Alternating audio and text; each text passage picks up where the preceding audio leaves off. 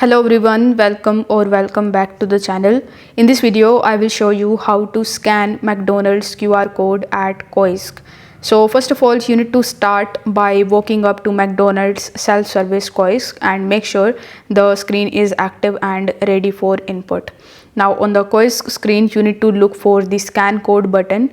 This option usually nears the top or bottom of the screen depending on your location.